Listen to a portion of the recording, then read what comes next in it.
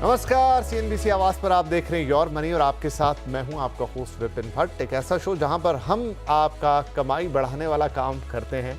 जिंदगी में हर कदम पर देखिए पैसों की जरूरत होती है, तो उसके लिए एक अच्छी प्लानिंग भी चाहिए। और योर मनी में हम ना सिर्फ आपको अच्छी तरह से बचत करना बताते हैं, बल्कि उस बचत का बेहतरीन उपयोग क्या हो सकता है, उस बचत को आप कैसे ज्यादा से ज्यादा बढ़ा सकते हैं, ये भी बताने की हमारी कोशिश होती है। क्योंकि ऐसा होगा तो आप जिंदगी के अपने हर गोल को अच्छी तरह से पूरा कर पाएंगे। तो अगर आप भी योर मनी में ऐसा ही कोई सवाल, ऐसी ही कोई बात सुनना, पूछना या बताना चाहते हैं, तो आपको बस हमारा ईमेल नोट करना है yourmoney@nw18.com। और उसके अलावा और आसान तरीका है 7045220000। ये हमारा व्हाट्सएप नंबर है, यहाँ पर भी आप अपने सवाल भेज सकते हैं। और साथ साथ फेसबुक और एक्स पर भी ये शो लाइव है, तो आप लाइव भी शो देखते देखते अगर कोई आपके मन में सवाल है या फिर आपका कोई पोर्टफोलियो है जिस पर आप एक राय चाहते हैं, आप हमें यहाँ भेज सकते हैं। कोशिश यही होगी कि हम अच्छे से अच्छा उसका जवाब दें। तो ज़रूर देखिए, जहाँ से भी आपको सही लगे, जो भी मीन्स ऑफ कम्युनिकेशन आपको अच्छा लगता है, ईजी लगता है, उस पर आप हमारे साथ कम्युनिकेट कर सकते हैं। राइट, चलिए आज की शो की शुरुआत करते हैं। और आज हमारे साथ कार्यक्रम में शामिल हो रहे हैं मनी फ्रेंड के को फाउंडर और CEO मोहित गांग साहब। मोहित जी, बहुत बहुत स्वागत है आपका। और देखिए, रोज ही हम दर्शकों के सवाल लेते हैं और समझने की कोशिश करते हैं कि क्या उनके लिए बेहतर होगा पोर्टफोलियो वाइज, लेकिन कुछ चीज़ें हैं जो रोज बताने की भी कोशिश होती है। तो अलग अलग चीज़ों पर रोज हम अपने एक्सपर्ट से समझते हैं कि क्या एक बेहतर इन्वेस्टिंग टूल हो सकता है, इन्वेस्टमेंट की अंडरस्टैंडिंग को आप कैसे बेहतर कर सकते हैं। उसी कड़ी में आज हम बात करेंगे फैक्टर बेस्ड इन्वेस्टिंग की। तो मेरे लिए भी ये टर्म नया है, पहले तो मैं आपसे समझूंगा कि ये क्या चीज़ है और कहाँ इसका इस्तेमाल होता है। जी, बहुत बहुत धन्यवाद विपिन जी। देखिए, दो तरह की इन्वेस्टिंग स्टाइल्स होती हैं। एक होती है पैसिव स्टाइल ऑफ इन्वेस्टमेंट्स और एक होती है active style of investment, right? तो एक्टिव स्टाइल है जहां पर आपने अपना पैसा किसी फंड मैनेजर को, पोर्टफोलियो मैनेजर को दे रखा है, जो एक्टिवली स्टॉक्स खरीदते हैं, बेचते हैं और बहुत एक्टिवली आपके पोर्टफोलियो को देखते हैं। पैसिव स्टाइल वो हो गई जहां पर आप किसी फंड मैनेजर के भरोसे पर नहीं है, आपने इंडेक्स में डायरेक्टली पैसा लगा दिया है। यानी आपने Nifty index, Sensex, Nifty mid cap, small cap, जो भी इंडेक्स आपको पसंद है, आपने सीधा इंडेक्स खरीद लिया है। आपको ये नहीं समझना है कि उसके कौन से स्टॉक्स अच्छा करेंगे, कौन से खराब करेंगे। आप सिर्फ इस बात पर भरोसा करते हैं कि ओवर अ लॉन्ग टर्म अगर मैंने इंडेक्स में इन्वेस्ट किया है तो वो इंडेक्स सारी बेस्ट कंपनीज को ऑटोमेटिकली रिप्रेजेंट करेगा, ऑटोमेटिकली बैलेंस करता रहेगा और मेरा इन्वेस्टमेंट मार्केट रेट पे चलता रहेगा, राइट? अब इन दोनों शैलियों के बीच में एक नई शैली का इजाद हुआ जिसका नाम था फैक्टर बेस्ड इन्वेस्टिंग। इसे हम स्मार्ट बीटा इन्वेस्टिंग भी कहते हैं। तो हुआ ऐसा कि जब पैसिव के अंदर में कुछ खामियां निकलने लगी कि भाई पैसिव में आप कुछ अलग से, अगर आप चाहें तो कुछ अलग शैली को इनकॉर्पोरेट नहीं कर सकते। अगर आप किसी स्टाइल के पर्टिकुलर स्टॉक सेलेक्ट करना चाहे तो आप वो नहीं कर सकते। तो जब पैसिव स्टाइल को थोड़ा सा स्मार्ट बनाया गया तो उसे स्मार्ट बीटा बोल दिया गया। यहां पर आपने उस पैसिव स्टाइल पर एक फैक्टर को ऐड कर दिया। यानी पहले आप सिर्फ निफ्टी 50 इंडेक्स फंड खरीद रहे थे, अब आपने बोला कि मुझे निफ्टी 50 इंडेक्स फंड के अंदर में वैल्यू बेस्ड फंड्स ही खरीदने हैं, वैल्यू बेस्ड स्टॉक्स ही खरीदने हैं। तो आपने उस पर एक वैल्यू का फैक्टर लगा दिया। या किसी ने बोला कि भाई मुझे निफ्टी 200 पे जो टॉप 30 स्टॉक्स है मोमेंटम शैली के, जिसमें मोमेंटम सबसे ज्यादा दिख रहा है, मुझे वो स्टॉक लेने हैं, तो आपने एक नया इंडेक्स बनाया जिसे आपने बोला निफ्टी 200 मोमेंटम 30 इंडेक्स। इसी तरह से आपने क्वालिटी का फैक्टर निकाला, जहां पर आपने ये बोला कि ये जो मेरा निफ्टी इंडेक्स है या जो मेरा मिड कैप इंडेक्स है, इसमें जो 50 बेस्ट कंपनीज होंगी, जो 30 बेस्ट कंपनीज होंगी, क्वालिटी के पैरामीटर पे मैं उनका सिलेक्शन करूंगा। मैं प्योर पूरा इंडेक्स नहीं खरीदूंगा, मैं इस इंडेक्स को स्मार्ट बना रहा हूं, इस पे एक फैक्टर को अप्लाई कर रहा हूं या फिर इस पे मल्टी फैक्टर्स अप्लाई कर रहा हूं और उसे मैं फैक्टर बेस्ड इंडेक्स बना रहा हूं। शैली ये भी पैसिव ही है, इसमें भी कोई फंड मैनेजर नहीं होता, बट ये एक्टिव और पैसिव के बीच का एक रास्ता है जहां पर आप पूरी तरह से एक्टिव नहीं है बट आपने पैसिव को एक फैक्टर के जरिए बांध दिया है। तो इस तरह के बहुत सारे फैक्टर्स आ गए हैं बाजार में। आप वैल्यू का फैक्टर, क्वालिटी का फैक्टर, मोमेंटम का फैक्टर, साइज के भी बहुत सारे फैक्टर्स होते हैं, इक्वल वेट उसमें से एक फैक्टर है, लो वोलेटिलिटी का फैक्टर, इसे तरह तरह के फैक्टर लगा के आप पैसिव इंडेक्स को थोड़ा सा स्मार्ट बनाते हैं। इसे हम फैक्टर बेस्ड इन्वेस्टिंग कहते हैं। जी, इसमें कोई और बात ऐसी जो आप बताना चाहें? मतलब मुझे भी ये बात काफ़ी तरह से समझ में आ गई कि एक्टिव इन्वेस्टमेंट कैसी है, पैसिव इन्वेस्टमेंट कैसी है। कोई और चीज़ जो निवेशक को ध्यान में देनी चाहिए? जी विपिन जी, तो देखिए मैं थोड़ा थोड़ा आपको ये दो तीन जो अच्छे फैक्टर्स होते हैं उनके बारे में कुछ समझा देता हूँ, एंड फिर मैं इनके थोड़े से खामियां या फिर इनकी जो विशेषताएं वो को बता देता हूँ। तो जो सबसे प्रचलित फैक्टर है वो है मोमेंटम का और क्वालिटी का। तो मोमेंटम वो फैक्टर होता है जहां पर आप ऐसे स्टॉक्स में निवेश करते हैं जो कि प्राइस एक्शन, वॉल्यूम एक्शन पे बहुत तेजी दिखा रहे हैं, जिनमें बहुत ज्यादा मोमेंटम चल रहा है, जिनमें बहुत ज्यादा क्या बोलते हैं एक्शन आ रहा है निवेशकों का। तो मोमेंटम एक काफी अच्छा फैक्टर है। यहाँ पर आपके पास में दो तरह के मोमेंटम स्टाइल को में इन्वेस्ट करने के लिए दो तरह के उपाय हैं। या तो आप निफ्टी 200 पर मोमेंटम 30 इंडेक्स ले सकते हैं, या फिर आप निफ्टी मिड कैप 150 पे मोमेंटम 50 इंडेक्स का चुनाव कर सकते हैं। दूसरा फैक्टर होता है क्वालिटी का। ये भी काफी अच्छा फैक्टर है, जो कि मिड और स्मॉल कैप पे अगर आप अप्लाई करें तो आप एक फिल्टर के जरिए उन कंपनीज में निवेश कर सकते हैं जो कि क्वालिटी कंपनीज है, यानी जहां पर ROE, ROCE, price to earnings के फैक्टर पे, या फिर अर्निंग्स ग्रोथ पर, या फिर प्रॉफिटेबिलिटी पर ये कंपनीज बहुत अच्छा प्रदर्शन कर रही है ईयर ऑन ईयर। तो क्वालिटी की फैक्टर लगाने से आप एक तरह से एक ऐसा फिल्टर लगा देते हैं कि खराब क्वालिटी वाली कंपनीज आपके पास में नहीं आती है। तो ये भी काफी अच्छा फैक्टर है जो मिड और स्मॉल कैप पे लगाया जाता है। और तीसरा एक फैक्टर होता है लो वोलेटिलिटी का, जहां पर आप उन स्टॉक्स का चुनाव करते हैं जिनकी वोलेटिलिटी, यानी जिनमें उतार चढ़ाव बहुत ज्यादा नहीं देखने में आता है। राइट, तो इस तरह के बहुत सारे फैक्टर्स हैं। आप किसी भी तरह का इंडेक्स और किसी भी तरह के मार्केट कैप पे उस फैक्टर का इंडेक्स चुन सकते हैं अपने लिए। जी अब चलिए। निवेशक, हाँ सॉरी, हाँ जी, हाँ जी, हाँ सर बताएं।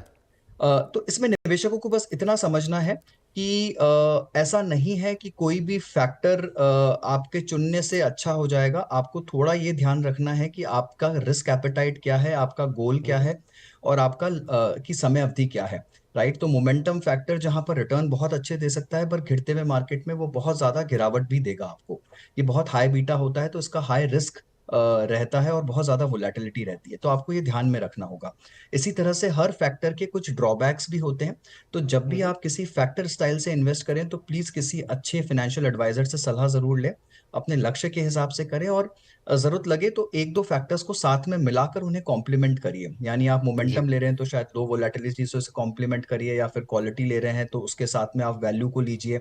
तो इस तरह से आप थोड़ा सा कॉम्प्लीमेंटिंग फैक्टर्स अगर शामिल करेंगे तो आपके पोर्टफोलियो में एक बहुत अच्छा डाइवर्सिफिकेशन मिल जाएगा आपको इन्वेस्टमेंट स्टाइल्स के लिहाज से।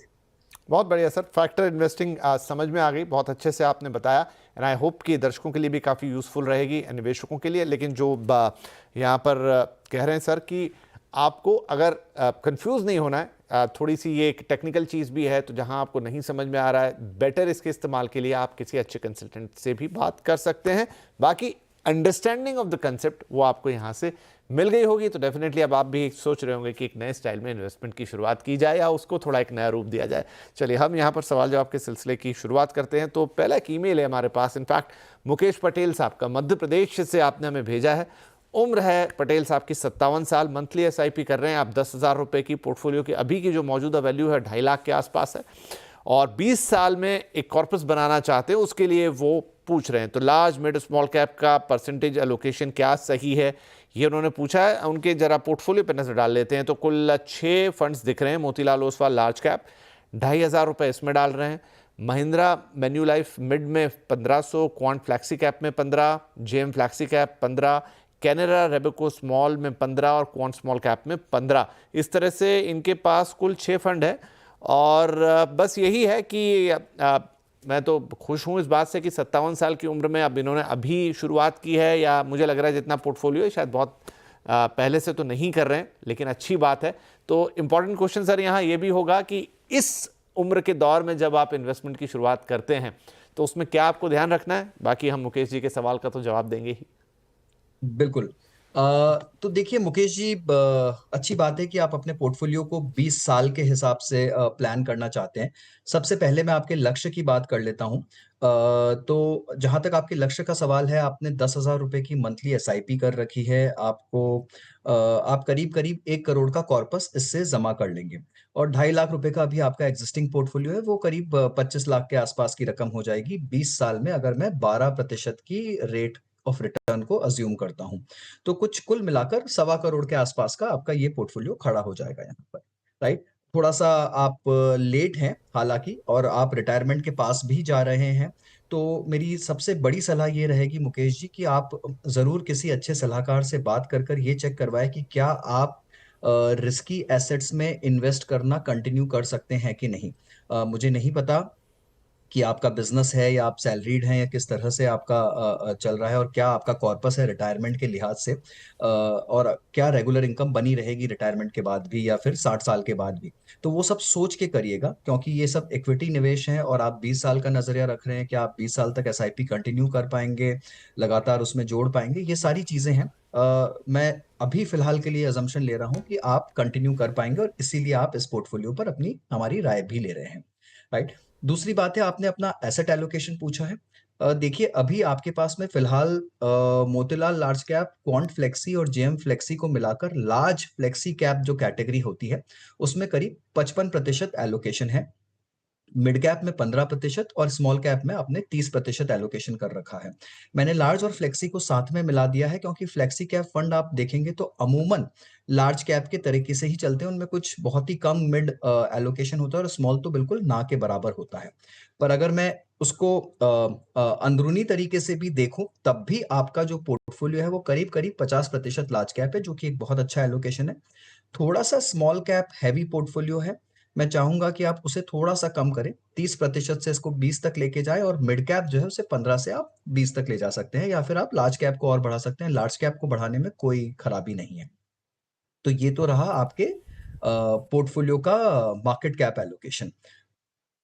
इसके अलावा मेरे ख्याल से आपका और कोई क्वेश्चन नहीं था, बट हाँ बस इतना ही चाहते थे। वो तो हमने कहा कि अगर आप थोड़ा मान लीजिए कोई भी इस उम्र पड़ाव पर शुरुआत करना चाहता है तो उसके लिए क्या चीज़ें ध्यान रखनी, लेकिन वो आपने बताई। बाकी आई थिंक पटेल साहब के सवाल का जवाब तो आपने पूरी तरह से दे दिया है। पटेल साहब, हम उम्मीद करेंगे कि अब आप अपने पोर्टफोलियो में जो रिक्वायर्ड चेंजेस हैं जो यहाँ सजेस्ट किए गए हैं और किस तरीके से उसे एलोकेट करना है सारी चीज़ों को, वो आपके सामने क्लियर है। हैप्पी इन्वेस्टिंग, बहुत सारी शुभकामनाएं हैं हमारी आपके लिए। आगे बढ़ते हैं। अगले हमारे कॉलर हैं मिस्टर अजय प्रसाद, जो कि हमें बिहार से कॉल कर रहे हैं, कटिहार से इनफैक्ट। अजय सर, बहुत स्वागत है आपका। Good evening. क्या सवाल पूछेंगे आप? हेलो अजय जी, सुन पा रहे हैं हमें? हाँ सर। हाँ जी, पूछिए अपना सवाल। मैं पूछना ये चाहता था कि 15,000 एसबीआई का स्मॉल कैप में मैंने 15,000 पर मंथ जमा किया है, और ये हम मेरा रिटायरमेंट 2035 है, तो 15 साल में क्या 1.5 करोड़ रुपए ये हो जाएगा सर? ठीक है। अच्छा, आपने यूनियन म्यूचुअल फंड में भी कुछ 30,000 डाले हुए हैं, ये क्या है? ये मंथली का ही हिस्सा है ना? हाँ, 45,000 की एसआईपी कर रहे हैं, तो यूनियन म्यूचुअल फंड में। हाँ सुना जाए सर, यूनियन में 30,000 पर मंथ है, जो ये 49 मंथ कंप्लीट हो गया है, तो ये चाहिए हमको 2030 तक घर बनाने के लिए 1.5 करोड़ रुपए चाहिए। ठीक, बहुत बढ़िया अजय जी, जरूर जरूर। तो हम अभी मोहित जी से पूछते हैं कि क्या करना है। मोहित जी, काफ़ी क्लीन है इनका मामला।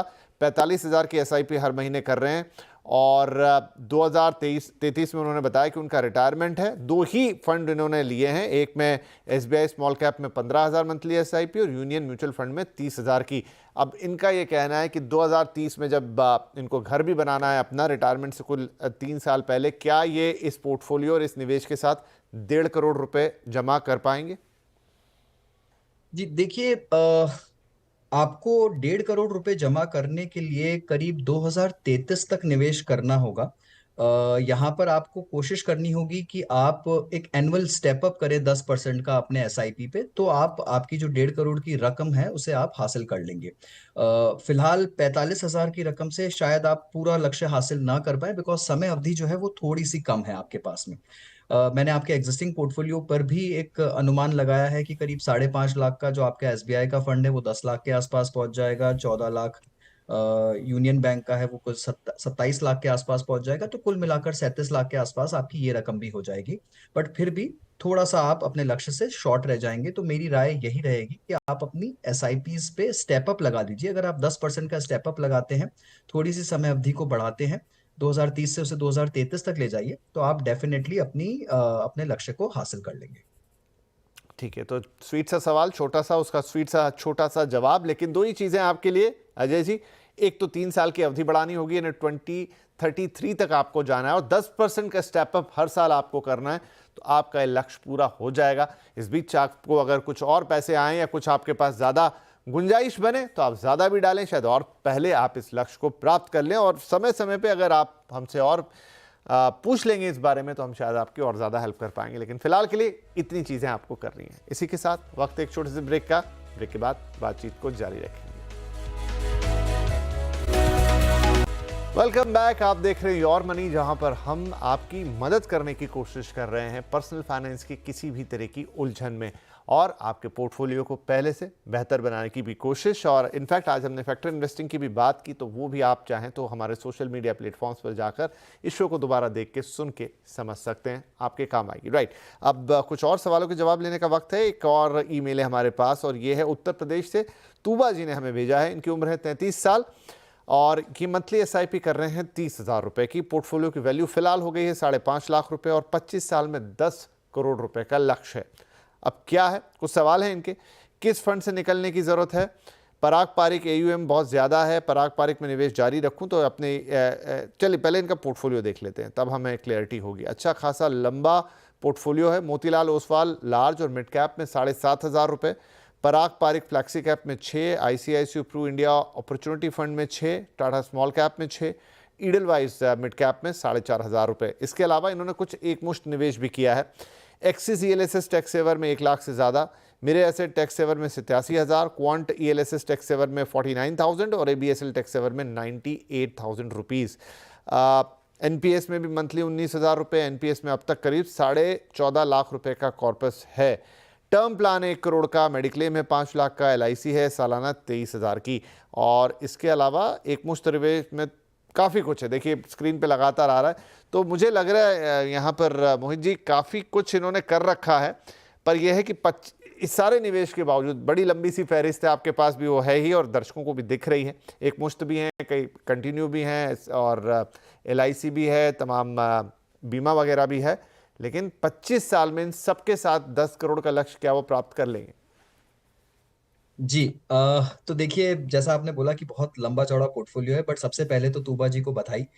इन्होंने सब चीजें अच्छे से प्लान तो करी है। इन्होंने ELSS भी किया है, NPS भी किया है, इक्विटी फंड्स का भी चुनाव किया है, काफी हद तक थोड़ा कुछ कहीं हद तक ओवर डाइवर्सिफाई कर दिया है उन्होंने अपने पोर्टफोलियो को, तो उसकी अब अभी हम बात करेंगे।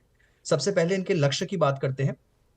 30,000 रुपए की मंथली SIP, ये करीब करीब 5,70,00,000 का कॉर्पस इनके लिए जमा कर देगी 20 साल की समय अवधि में, अगर मैं 12% की रेट अज्यूम करूं। देखिए, अच्छी बात यह है कि इनकी जो समय अवधि है वो काफी बड़ी है, 20 साल की समय अवधि। तो यहाँ पर इनको अच्छा कंपाउंडिंग का बेनिफिट मिल रहा है। इनका जो एग्जिस्टिंग कॉर्पस है करीब 5.5 लाख का, वो भी बढ़कर कुछ 94 लाख के आसपास पहुंच जाएगा। तो कुल मिलाकर ये 6.5 करोड़ के आसपास की रकम अपने लिए जमा कर लेंगी। अब इनका लक्ष्य है 10 करोड़ का। वो बहुत ज्यादा दूर नहीं है 6.5 करोड़ से। तो मेरी राय ये रहेगी तूबा जी आपको कि आप 10% का अगर स्टेप अप SIP करें तो आप आराम से अपने लक्ष्य को हासिल कर लेंगे। ठीक है, तो ये तो रही आपके लक्ष्य की बात। तो बहुत कठिन नहीं है, बहुत ज्यादा मुश्किल नहीं है आपका 10 करोड़ का लक्ष्य 25 साल की समय अवधि में। ठीक है।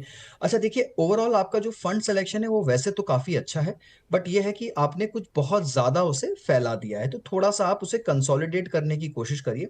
सबसे पहली राय तो मेरी ये रहेगी तूबा जी आपको और आपके माध्यम से बाकी सभी दर्शकों को जो देख रहे हैं कि प्लीज कृपया करके इतने सारे ELSS फंड मत लीजिए। आपको इससे कोई एडेड एडवांटेज नहीं मिल रहा है। आपको जो ATC के बेनिफिट के लिए आपको किसी एक ELSS स्कीम में निवेश करना होता है, तो हर साल के लिए आप एक ही स्कीम का चुनाव करिए। अगर किसी में आपको लग रहा है कि बहुत ही ज्यादा खराब प्रदर्शन चल रहा है, तब आप किसी दूसरे स्कीम को सेलेक्ट कर सकते हैं। बट 4, 5, 6, 7 ELSS स्कीम हर साल उन्हें बदलना किसी भी हद तक एडवाइजेबल नहीं है। तो मेरी राय ये रहेगी कि सबसे पहले अगर आपकी ELSS ने 3 साल कंप्लीट कर लिए हैं तो प्लीज आप उनकी छटनी कीजिए और जितने भी ELSS आपके पूरे हो चुके हैं आप उन्हें निकाल दीजिए। कंसोलिडेट कर कर उन्हें किसी अच्छे लार्ज कैप फंड में निवेश कर दीजिए। यहाँ पर आप किसी अच्छे इंडेक्स फंड का चुनाव कर सकते हैं। Pru ICICI Nifty 50 index fund या फिर निफ्टी नेक्स्ट 50 इंडेक्स फंड में से आप किसी का भी चुनाव करिए और वहां पर आप अपना लार्ज कैप एलोकेशन बनाइए और इतनी सारी ELSS को एक बार आप अपने पोर्टफोलियो से कम कर दीजिए। दूसरी बात आपने शायद ये भी पूछा है कि पराग पारिक पे आपका एक सवाल था कि क्या पराग पारिक में आप निवेश आपको कंटिन्यू करना चाहिए। देखिए, पराग पारिक फ्लेक्सी कैप कैटेगरी की सबसे बड़ी स्कीम है मार्केट में। राजीव ठक्कर जो हैं, जो बहुत ही बेहतरीन फंड मैनेजर हैं, और Parag Parikh as a fund house की ये फ्लैगशिप स्कीम है। इस पर उनका बहुत ज़्यादा फोकस रहा है, उसका प्रदर्शन भी बहुत शानदार रहा है। इनफैक्ट गिरते हुए मार्केट में भी स्कीम ने काफ़ी अच्छा रिस्क एडजस्टेड रिटर्न दिया है और काफ़ी अच्छा प्रदर्शन रहा है। तो निवेश इसमें बिल्कुल सही है आपका। ये बात आपकी सही है कि इसका AUM जो है वो बहुत ज़्यादा बढ़ गया है अभी। तो अगर आप चाहें तो आप उससे निकलिए मत, बट आप किसी दूसरे लार्ज कैप फंड या किसी दूसरे अच्छे फ्लेक्सी कैप फंड में, आप चाहें तो फ्रैंकलिन फ्लेक्सी कैप ले सकते हैं, या फिर अच्छे लार्ज कैप फंड में जिनके नाम मैंने आपको दिए, आप वहां पर अपनी सिप को चालू कंटिन्यू कर सकते हैं। बट इस फंड में कोई खराबी नहीं है। फंड अपनी कैटेगरी का सबसे बेहतरीन फंड है, राइट। इसके बाद शायद आपका एक सवाल था कमोडिटीज को लेकर और इंटरनेशनल इक्विटी को लेकर। तो मेरे लिहाज से उसका एलोकेशन बहुत ज़रूरी है किसी भी पोर्टफोलियो में। तो बिटवीन गोल्ड एंड सिल्वर आपके पास 10% का एलोकेशन होना ही चाहिए पोर्टफोलियो में। एंड सिमिलरली इंटरनेशनल इक्विटी में 5 से 10% का एलोकेशन आपके पोर्टफोलियो में होना चाहिए। तो ये एक ऐसा डाइवर्सिफिकेशन है जो आपको बहुत अच्छा हेज देता है, और गिरते हुए मार्केट्स में भी काफ़ी अच्छा आपके पोर्टफोलियो को एक बेस देगा। तो मेरे हिसाब से ये डाइवर्सिफिकेशन भी काफ़ी नेसेसरी है। किसी भी पोर्टफोलियो को अच्छा बनाने के लिए आप ज़रूर करिए इसे। जी, तो तुबा साहब, आपसे प्रत्यक्ष बात होती तो और मज़ा आता बहुत। जैसे आपको मोहित जी ने बधाई दी, हम भी बधाई देते हैं। बढ़िया आपने निवेश के लिए स्ट्रेटेजी बनाई है, बड़ा डाइवर्सिफाइड काम किया है। बस ये है कि उसमें थोड़ा सा ओवरलैपिंग हो गई कुछ चीज़ों की। तो जो मोहित जी ने कहा है कि ELSS थोड़ा कम कीजिए, 10% का स्टेप अप कीजिए, आपका 10 करोड़ का लक्ष्य पूरा हो जाएगा 25 साल में। और पराग पारिक का आप कंटिन्यू मतलब बने रहिए उसमें। आप चाहें तो अपना निवेश कहीं और बदल दें, लेकिन क्या खासियत है उस फंड की वो बताइए। और साथ ही कमोडिटीज़ की राय। तो आपके इस सवाल में मुझे लगता है बहुत सारे दूसरे लोगों के लिए भी काफ़ी सारे जवाब छुपे हुए हैं। तो धन्यवाद सवाल पूछने के लिए भी, और बड़ा मज़ा आता अगर हम आपसे सीधे सीधे बात कर पाते। चलिए, बातों बातों में वक्त अब समाप्ति की ओर आ गया है, लेकिन जाने के पहले मोहित जी से उनके आज के लिए टॉप 4 फंड्स जानना चाहेंगे। जी विपिन, तो देखिए विपिन, मेरी राय हमेशा ये रहती है कि आप पैसिव और एक्टिव का अच्छा मिश्रण अपने पोर्टफोलियो में लगाएं। तो पैसिव स्टाइल में लार्ज कैप में allocation Pru ICICI Nifty next 50 index fund की सलाह रहेगी, और लार्ज और मिड कैप कैटेगरी का एक मिश्रण है, अगेन फैक्टर बेस्ड पैसिव, जिसकी हमने आपके शो में शुरुआत में बात की। यहाँ पर मेरा पसंदीदा फंड है UTI Nifty 200 momentum 30 index fund. तो ये दोनों फंड मिलाकर आपको large and large plus mid का एक एलोकेशन देते हैं। उसके बाद मिड कैप में एक्टिव फंड का चुनाव किया है मैंने यहाँ पर, ईडलवाइज मिड कैप फंड, और स्मॉल कैप में भी एक्टिव फंड बंधन स्मॉल कैप फंड। तो 2 एक्टिव और 2 पैसिव शैली के फंड है, और उसमें एक फैक्टर बेस्ड पैसिव और एक प्योर पैसिव है। राइट, तो टेक्निकली हर तरह का फंड आपके लिए मोहित ले आए हैं। शुरू में ही हमने फैक्टरिंग का फंड आज समझा मोहित से, और उसी को लेते हुए आज उन्होंने आपके लिए एक्टिव और पैसिव फंड का कॉम्बिनेशन बनाया। तो ये 4 fund ICICI Pru Nifty next 50 index, UTI Nifty 200 momentum 30 index, Edelweiss mid cap fund और बंधन स्मॉल कैप फंड, ये 4 फंड जो मोहित आपके लिए रिकमेंड कर रहे हैं। बहुत बहुत धन्यवाद मोहित, आपने वक्त निकाला, हमारे दर्शकों के सवालों के जवाब दिए, एंड हमें फैक्टरिंग का भी मतलब समझाया कि निवेश में कितने काम किए, एक्टिव और पैसिव इन्वेस्टमेंट क्या होती है। तो ये सारी बातें दर्शकों के लिए, निवेशकों के लिए बेहद फायदेमंद। बहुत बहुत धन्यवाद, और सभी दर्शकों का भी जिनके सवाल आज हमने लिए और जिन्होंने हमसे बातचीत की। तो कल आपसे फिर मुलाकात करेंगे, और ये सिलसिला लगातार जारी रहता है सोमवार से शुक्रवार हर दिन शाम 6:27 पे। तो कल फिर मुलाकात होती है, तब तक के लिए अपना ध्यान रखिए। नमस्कार।